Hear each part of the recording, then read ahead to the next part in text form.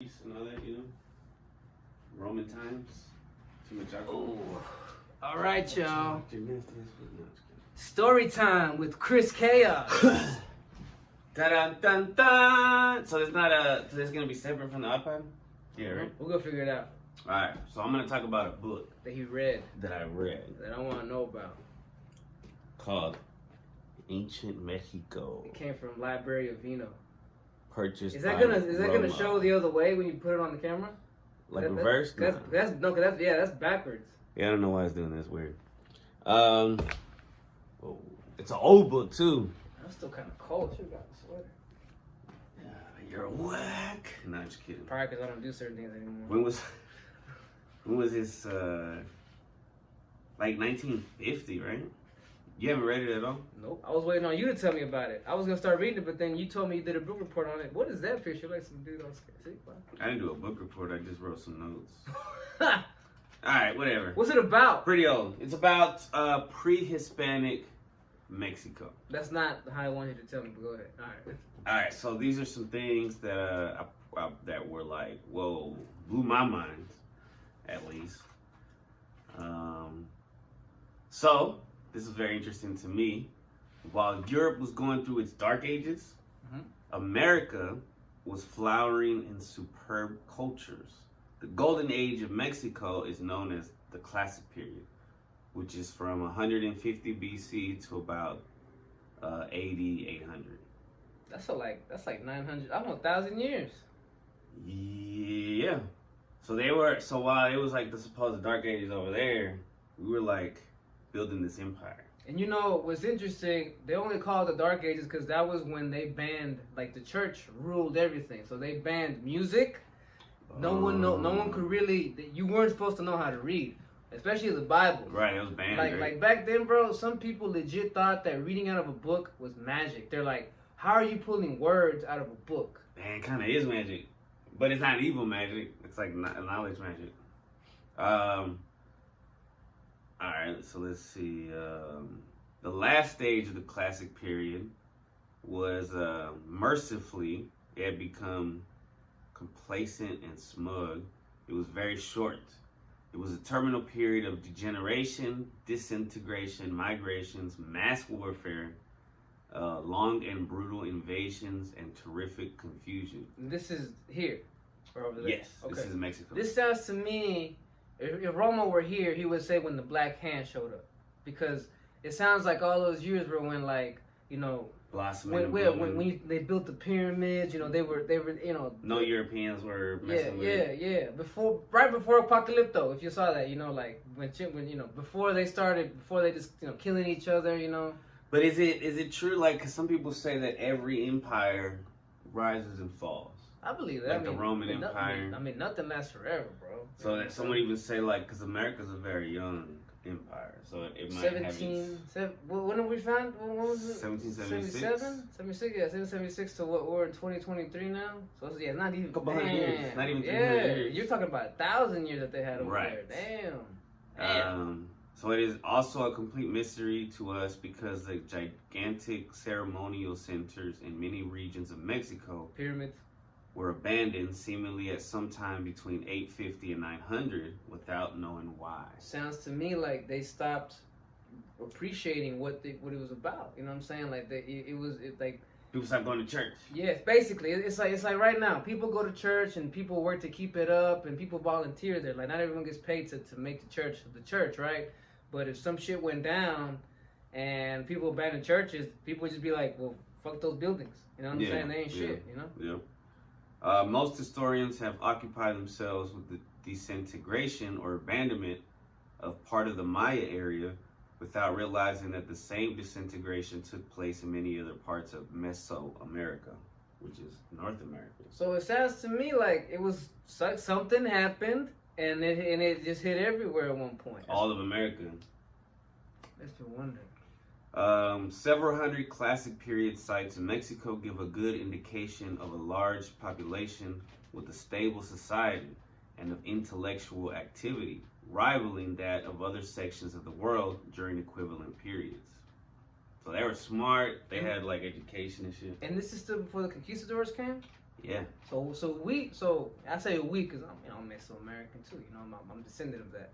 So I don't look like it, but I got it too. He's part of he's conquistador. See how much bigger he is than me? You know what I'm saying? Look at this.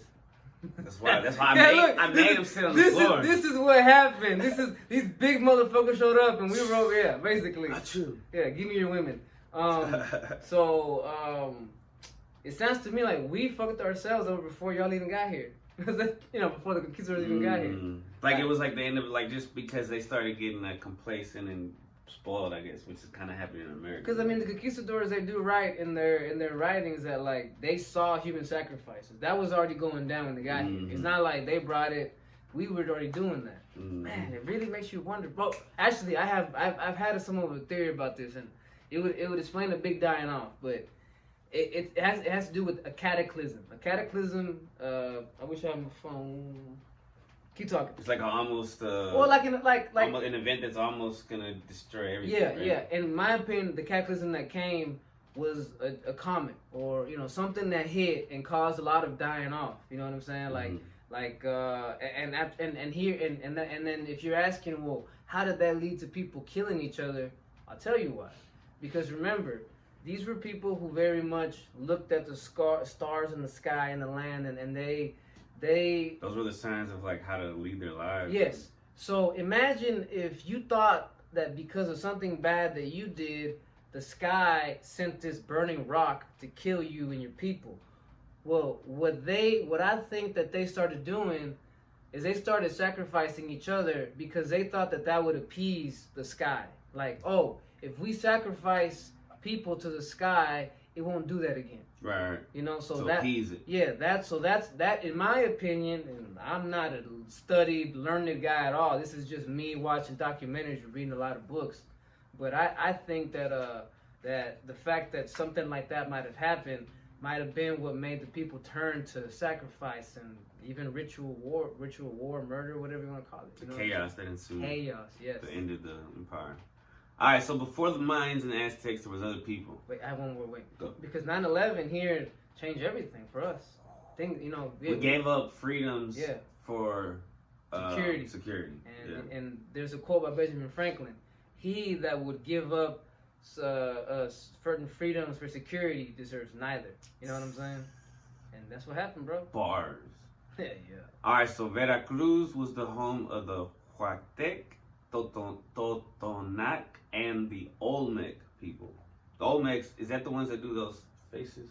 Yeah, that's supposed to be them. That's supposed to be the Olmec. He's going to show you what an Olmec, this is what they say.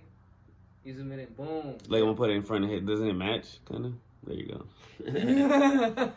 That should be the thumbnail. We going like that. Yeah. All right, so one area which extended from the Valley of Puebla to I wish I had a map, to the High Mexica and the Mixtequilla region became extremely important during the rule of the Chichimecain in the Valley of Mexico. Toltec refugees from Tula mixed with the remnants of the Olmecs, with the Mixtecs, and possibly other unknown elements to fashion a culture which we term Mixteca Puebla. It's funny, Tula. You say Tula. The Vikings have Tul, Thule. You know what I'm saying? What is that? What's it in Viking? Romo, do you happen to remember? No, never mind. Romo, he's not even here. Let me see. Keep talking. No, he's over there. I see him. What's up, Romo? but because in my opinion, like I've also in my 100% opinion, I think that the people who came and first of all, Toul is the most northerly location in Greek and Roman literature. So basically, that's supposed to be where I guess they came from. Right. Like for them, it's Norway, Iceland. You know what I'm saying? These places, and that's where in my opinion, the original Aryans came from. The Aryans, and what if the Aryans were the ones that happened to make their way down there and start all this evil shit? You know what I'm saying? Well, there was also like that land bridge that they could have. I mean, I'm sure they had more technology, but I mean, well, I don't know. I have no idea. So they're known principally through their material elements. So luckily, they left shit behind. The people of the Mixteca Puebla region probably introduced into the Central Highlands codex painting, shiny polychrome pottery, metalworking, carving of rock, crystal, and agate, and incense burners bearing painted figures and long handles. I thought that was cool because they were burning incense. I would be interested to see what kind of figures are on these things, you know? There are some images in the book. You should check those out.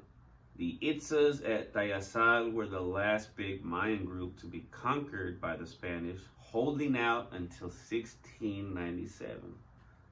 Can you imagine being in that group, like the last ones that have been conquered, and then you get conquered, and it's like, fuck. They held out, bro. Stubborn. Yeah, that's hardcore. Ahuizotel, which is 1697 is less than 100 years before America was like, 17, right. 1776 is that's when. Not that long ago. Yeah. Man, that's very crazy. recent. That's crazy. So they're holding out like a motherfucker. That's crazy. Ahuizotel is what it means water dog, which I thought was cool. Was the most dynamic ruler and extended the empire to dangerous limits, which we know, as Romo really knows, we just want to sleep. That happened to the Roman Empire. Once they started spreading out too much, you can't cover that much ground. You can't protect it. You can't.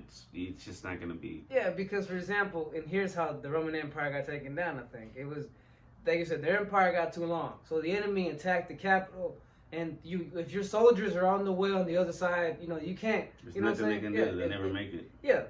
So you get conquered. The city is and then what's the craziest part is that when Roman got conquered, so many of these places that were Roman, like it took them years to realize what was going on. Like, there's no one. Right. Yeah. You just on email. So you can't call brother. Yeah. It's crazy.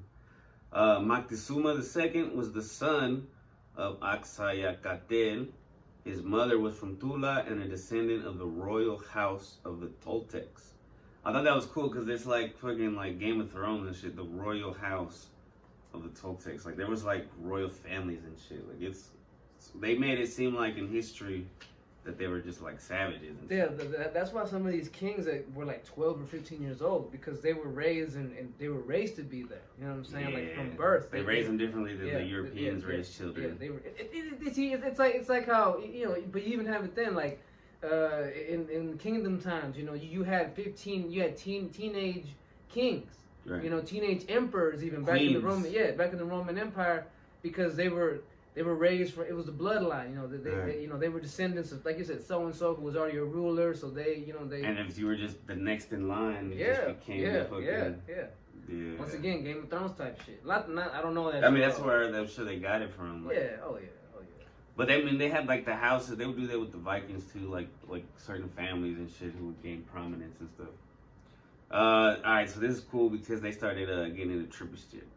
The Indians, they call them Indians in the book, ate many kinds of mushrooms, and also at special ceremonies, the Teonahuatal or narcotic mushroom and the peyote cactus buds to induce religious visions. They weren't just getting fucked up. That's the difference between them and us now. So many of us are just like, I want to trip, bro. Yeah. They were actually trying to like commune with the universe, so to speak, Get closer to God, communicate with God. If you talk to certain of these tribes and how do you know what every plant is for? They'd say, they told us, the plants told us. And obviously it was during these states of connecting with it. Yeah. It's pretty wild. Other drug plants used by the Indians of the Americas including Cascara Sagrada, kelp, sassafras, liverwort, arnica, ginseng, mandrake, tansy, yarrow, curare. I want to try some of these. Sarsa. Curare, I think of what they use in some poisons. Oh, really? Yeah. Maybe too much. Yeah. Sarsaparilla, rhubarb. Sarsaparilla? Yeah. Yeah. Aconite and ipecacuanha. I don't know that. Quinine alone has saved many thousands of malaria sufferers from death. There you go. So that's one of the plants. There you go. Tobacco, original tobacco before they started fucking it up with nicotine and all the other shit. Tobacco was a sacred plant used as medicine and for smoking in beautifully made pipes of tubes of reed, clay, and stone. the pictures of the pipes in the book are pretty tight. I mean, I can't imagine like pure tobacco just from the ground, organic, before they put the rat poison and shit. It's probably pretty smooth, like just one hit or whatever. Suarez de Peralta wrote in the 1580s. Obviously, there's a Spanish man.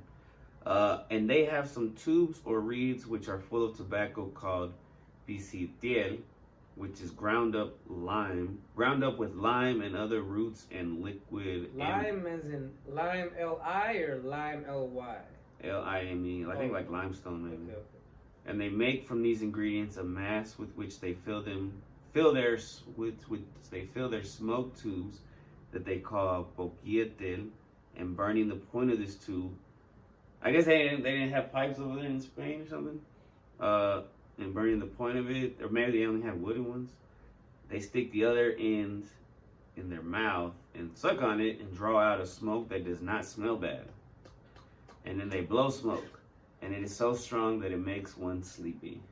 Sounds like they're smoking some other shit. Yeah, they're like, oh yeah, it's tobacco. It's tobacco. Don't worry about that smell though. Right. You know? So it doesn't smell bad. Hey, you think maybe if you figured out like some plants to make like weed smell better, if you add it to, you think it would make the smoke smell better?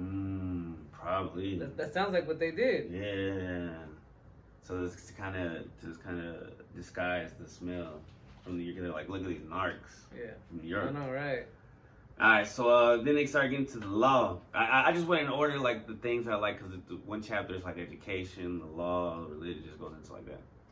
The law did not allow a citizen to take the law into his own hands.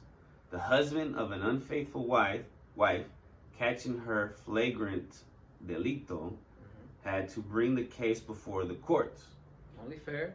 If his assertions proved to be correct, society put the adulterous pair to death. Okay, I don't know about That's that. kind of tough, right? Yeah, it's like, yeah. That's not fair so much. Nowadays, if you were to catch your spouse cheating and you assaulted or even shot one of them, you could plead crime of passion in court, and they might let you off. I might get away with it. He ain't getting away with it. Yeah, nah, a Spanish dude might get away with it. Yeah. That's crazy.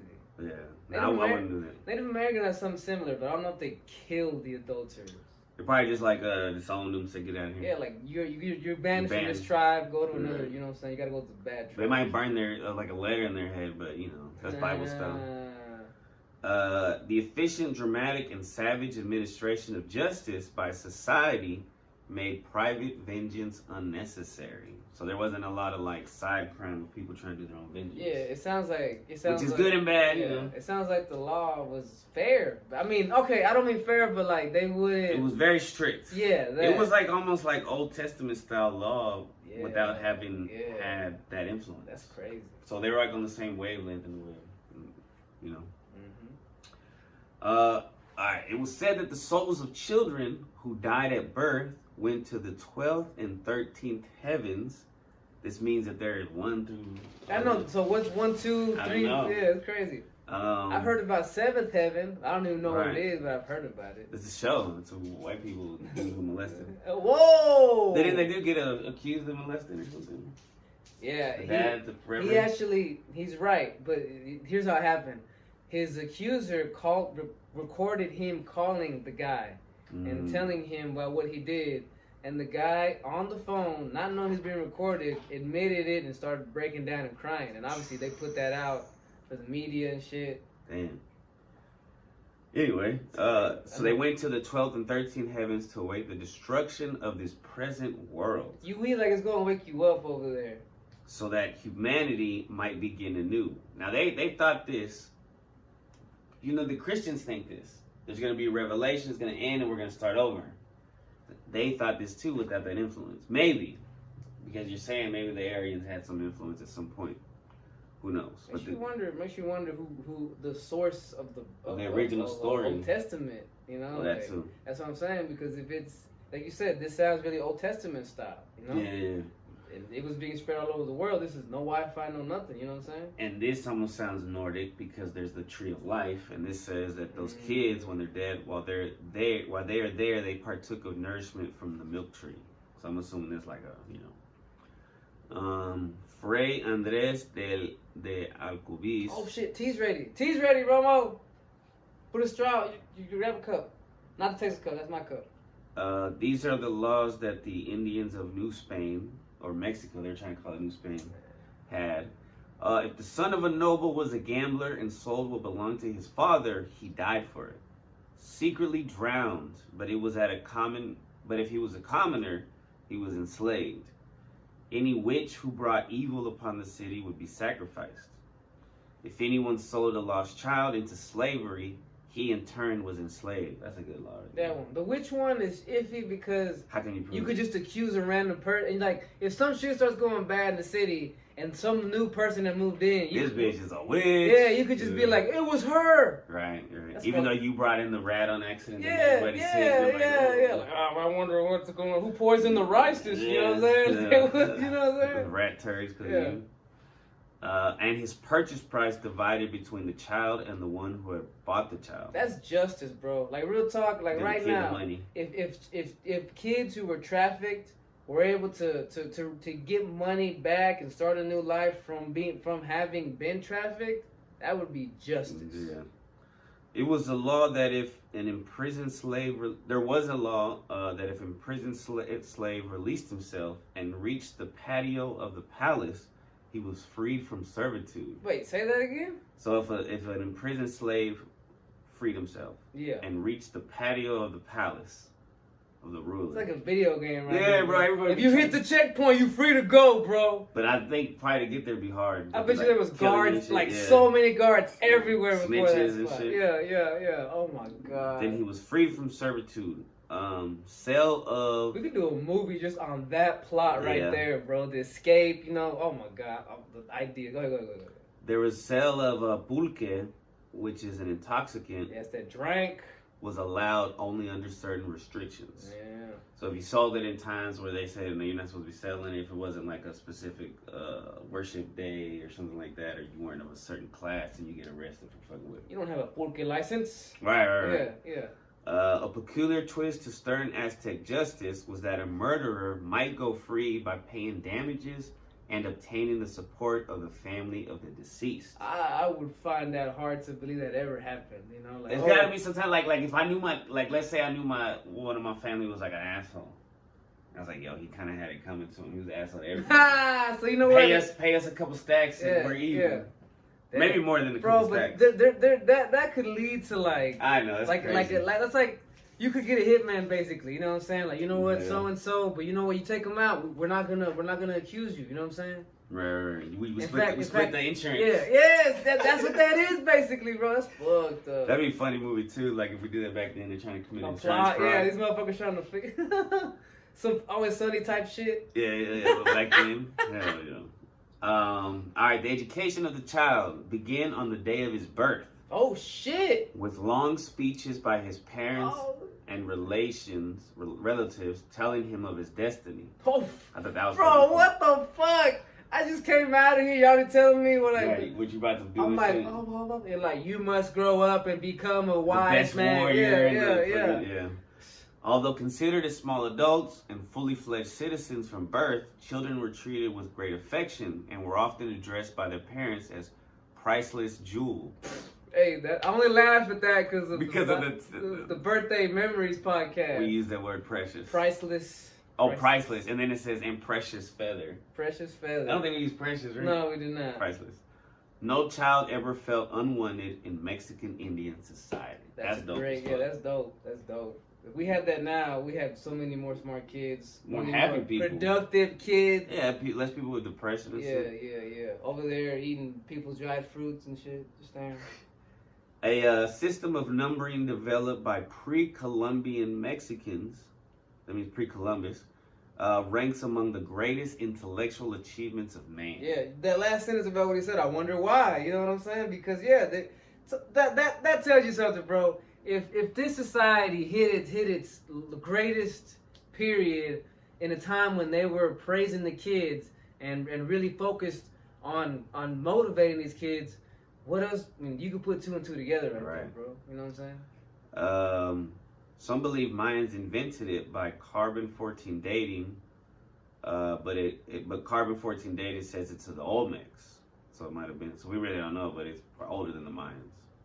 At any rate, the mathematical concept of zero was formed in Mesoamerica centuries earlier than India, and a millennium before Western Europe. Damn, bro. That's crazy, right?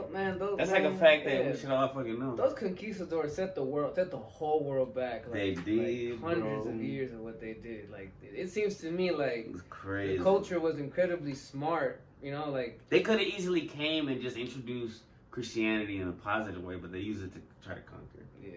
They weren't really Christian. No. Because killing in war is wrong, right, Chris? Unless you're fighting for somebody. The ancient. We're almost done, guys.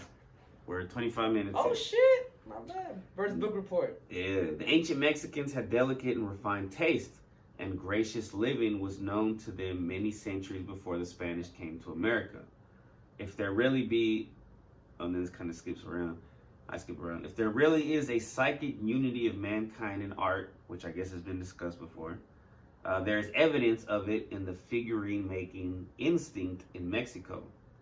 Some of the pre-classic figurines greatly resemble the Paleolithic Venus figurines of Europe. Big fat, like, with their bulging hips, yeah, or the early Grecian figurines. Big old boobs. Most early Mexican figurines resemble surprisingly the early figurines of cultures in other parts of the world. Yeah, they got that. That's weird. So what if there is like a frequency of art that everybody was on? But then we're all connected still. Metallurgy reached Mexico about AD 900, probably from Central America. Copper, tin, and gold were known as well as an alloy of gold with copper called tumbaga. Mexicans called gold excrement of the gods. Oh, I like that. The shit of the gods. And because I think they believed it came from, like, well, when comets fell or when something hit space, Earth, that's where they would get them. That's where a lot of minerals come from, you know, right. Comets, asteroids, whatnot. Right. The metal workers were organized into social guilds, living in separate sections of the urban centers, and were divided into gold beaters and casters. Gold was used for pendants, earplugs, I don't know what that is, nose danglers, necklaces, rings, leg ornaments, sandal danglers, like they iced their shit out. Hair, ornaments, they're blanged out. Fan handles, figurines, masks, vessels, and discs. Man, that's a lot of shit you put gold. I mean, we put gold in everything now, trying to fight, right? Put on our teeth and shit. Yes, put it in your mouth. Oh my God. Moctezuma presented Cortez with gold and silver discs of cartwheel-sized, representing the sun. So like wheels of a cart. Yeah. Okay.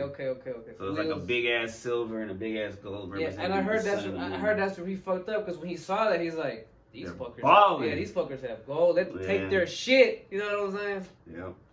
Gold was also used to ornament shields, atlatls, spears, knives, and clothing.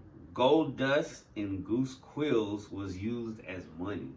Bro, that's some intricate shit right there. Goose quills. So feathers of a goose? I guess. Gold dust? Yeah, bro. I don't know. Whoa. Some of the that's like fancy ass money, bro. Some of the finest examples of gold work, beautiful in workmanship, were found in Tomb 7 of Monte Alban and in the sacred well at Chichen Itza. Hey, can you bring my tea? Let's see. Please, Chris. Oh, yes, please. If you don't mind. That's mine. Okay. Thank you, amigo. I'm glad you didn't let it go. Go big bag. Let's see. Many people influenced the Aztecs. Thank you so much, sir.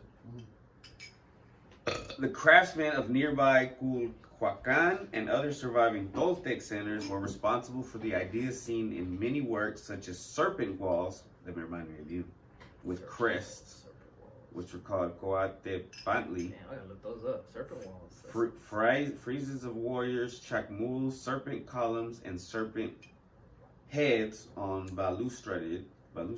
Yeah, balustrades. Yeah. Double temples, crossbones, eagles, and jaguars. But they were like artists. Yeah. It was pretty dope. Oh yeah. Probably an even greater influence on the Aztecs came from the Mixteca Puebla region, especially in the carving of precious stones, such as rock crystal and jade, the working and polishing of obsidian, amethyst, and alabaster. Alabaster. The Mixtec may also have had an influence on Aztec gold and feather working, codex painting, and a precious technique which showed great attention to fine detail in sculpture and ceramics such as smoke symbols, stellar eyes, celestial bands, step frets, and feathers.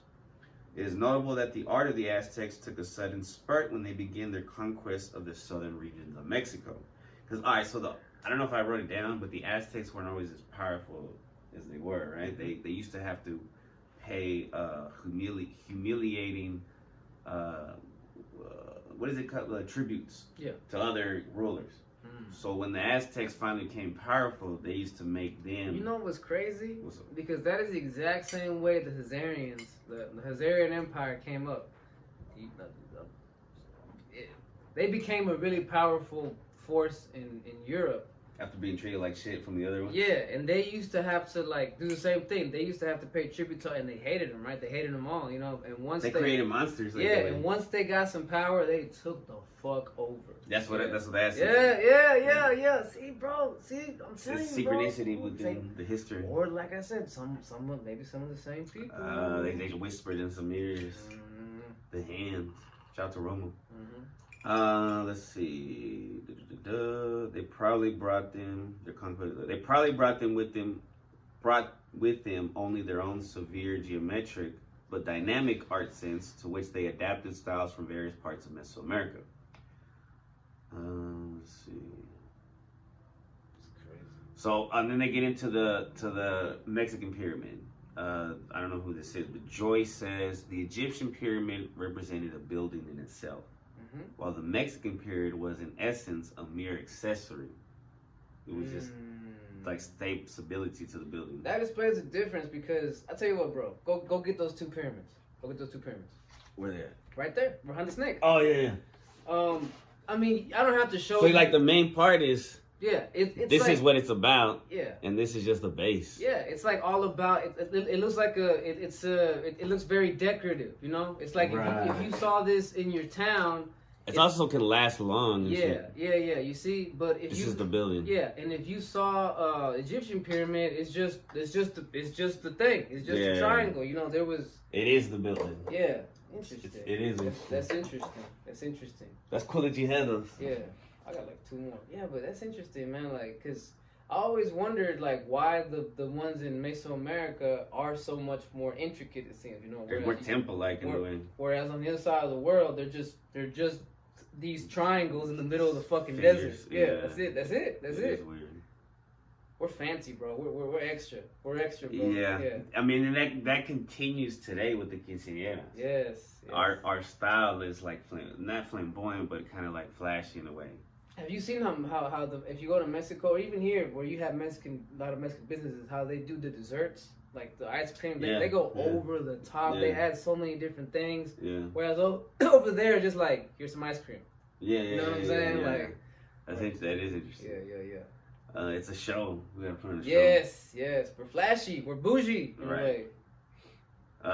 So often more work went into the pyramidal base than into the temple or palace that capped it, and at times there was a ridiculous amount of lack of proportion between the two, as we just saw. Yeah, you saw those two. They got nothing to do with each other, you know? Yep. Theocratic control of architecture extended to the huge sacred cities of ceremonial centers where all other buildings were oriented around.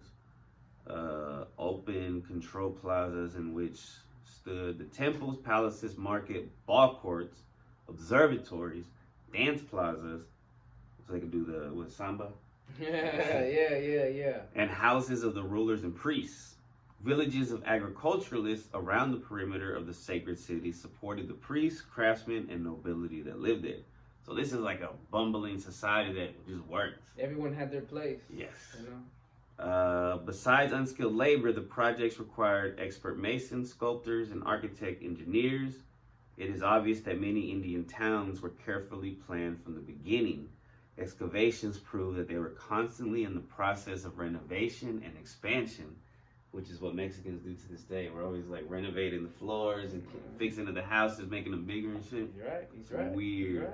He's right. It's odd, man. Let's see. Doorways had to be spaced and measured. Wall openings decided upon in panels. Battered stairways, niches. Yeah, niches. Floor space and many other architectural features were predetermined. So they're like, I don't think they had like a blueprint, but they did something to fucking design it. They had their own feng shui. Yeah. You know what I'm saying? Some buildings have thousands of pieces of stone mosaic precisely fitted. The place for these had to be measured so that the quarrymen and the masons could make the various pieces fit perfectly. Technically, Mexican Indians were still in the Stone Age at the time of the conquest, and that they did not have iron tools. And they were doing all this shit? However, their architects and sculptors did as fine work with stone tools as most other peoples did with iron, often finer. Whoa. Well, that's how fucking hardcore we were, bro. We didn't even need those iron tools, and we still went harder. They achieved such marvelous results that certain modern authors cannot believe that they had no metal instruments. They don't even believe it. You know why the Egyptians get mad sometimes? Like the Egyptian people, I'll tell you why. Because they got the pyramids over there, right? Right. But, bro, you got TV shows. Like HAA talking about aliens built these. You know what I'm saying? Giants built these. Well, yeah, they never give them credit. You got pyramids in Mexico, and everyone knows who built those. Y'all built those. Mexicans. They made it. The Mexicans made it. Yeah. That's fucked up. Yeah, if I was Egyptian, I'd be pissed too. I'm not a fucking idiot. You know what I'm saying? I can build pyramids too. You know what I'm saying? Yeah, yeah. So the Mexicans quarried stone with chisels, hammerstones, and picks made of basalt, diorite, or other basic rock. I like that they're like into the crystals, and the reason I know about the crystals is because, you know, shout out to Crystal. You're probably not watching anymore, but if you are, what's up? Yeah, if you're watching this, yeah, man, shout out to you educated person. Right. Okay, so let's see. Sandals were functional, but their ornamentation indicates social rank. Holy shit. Jaguar skin sandals were worn by the nobility. Jaguar skin sandals? That sounds player as fuck. Hell yeah, bro. Yo. While turquoise blue sandals were worn only by the highest nobility. That sounds player. Turquoise, like with turquoise in them, bro. Like, bro, we would have had like the ratchet brown ones. I know. Falling apart and shit. Like, hey guys.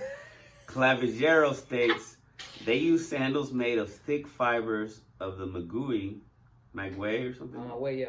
Maguey, which they tied on with straps and cords with soles of chamoy or other cured skins. The nobles adorned their shoes with gold and stones. Oh my god. And the cords were made of gold thread. Oh my god. Bro, that's some ball. I remember when Nas said, my shoes, I iced that. Like, they really iced that. They were really iced that. Holy crap. Clavijero writes, they liked especially to form scrolls of stone around the windows and doors. Let's go back to the architecture. Scrolls? Scrolls of stone around the windows and doors. Wow. On some buildings, one could see a stone serpent biting its tail over the main door after having spread the length of its body over the windows and doors. Doesn't that sound clean as fuck? Yeah, outside of a house? You know if you're living in that house. Hell bro. yeah. Hell yeah. On some buildings, one could see a stone serpent biting its tail over the main door after... Oh, I already said that. Yeah. I wrote that twice. Yeah. I was so excited I wrote that shit twice. That's player, bro. Damn. I mean, they were like artists to the 10th degree. Yes. And I guess this is the last one, but I thought this one was cool too. They domesticated bees. Bees, huh? Yeah, and they were kept in hives made out of hollowed out sections of trees, the ends of which were plugged with wood or clay. The black bees of Mexico were popular because they were stingless. From the hives, the Indians obtained honey, wax, and edible larvae. Ooh, that's kind of... I don't know. Larvae is gross, but the honey is supreme. Yeah. And the fact that they edible domesticated larvae. them. That's kind of nasty, dog. Edible larvae? So yeah, that's just like the tip of the iceberg, bro. The book is incredible. If you can read it, read it. There's still a lot more shit in there that I just didn't have time to write. Yeah. It's amazing. It's dope. Odd Pod Book Report. See y'all next time. Yeah. Peace.